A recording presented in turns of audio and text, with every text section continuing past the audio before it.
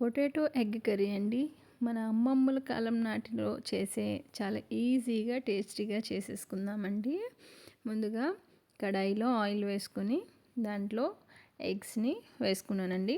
Eggs వేసుకున్నాక దాంట్లో కొద్దిగా పసుపు వేసుకొని వాటిని లైట్ గోల్డెన్ కలర్ వచ్చేంత వరకు ఫ్రై చేసుకుంటున్నానండి. దాంట్లో కొద్దిగా జీలకర్ర కూడా వేసుకున్నాను నేను. ఒక 2 పచ్చిమిర్చి, ఒక 4 ఆనియన్స్ని చిన్న చిన్న ముక్కలుగా కట్ చేసుకున్నానండి. కొద్దిగా కరివేపాకు వేసుకుని గోల్డెన్ కలర్ వచ్చేంత వరకు ఫ్రై చేసుకుంటున్నాను. ఈ ఫ్రై అవుతున్నప్పుడే ఆయిల్లోనే మనం పొటాటోస్ని కూడా కట్ చేసుకుని అందులోనే వేసేసుకొని ఒకసారి ఆయిల్లో వేయించుకుందాము. ఇవి ఆయిల్లో ఫ్రై అయితే చాలా టేస్టీగా ఉంటుందండి పొటాటోస్.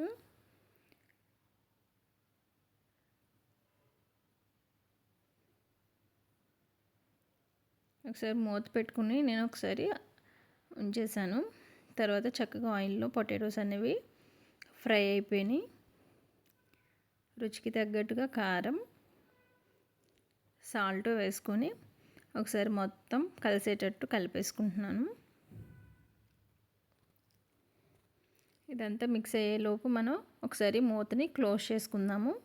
తర్వాత ఓపెన్ చేసాము. ఒక గ్లాస్ వాటర్ యాడ్ చేసుకుంటే చక్కగా పొటాటోస్ కూడా చక్కగా ఆయిల్లో మగ్గినాయి.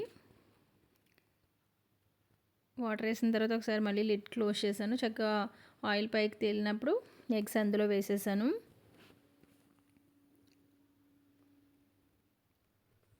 లాస్ట్లో కొద్దిగా చింతపండు రసం.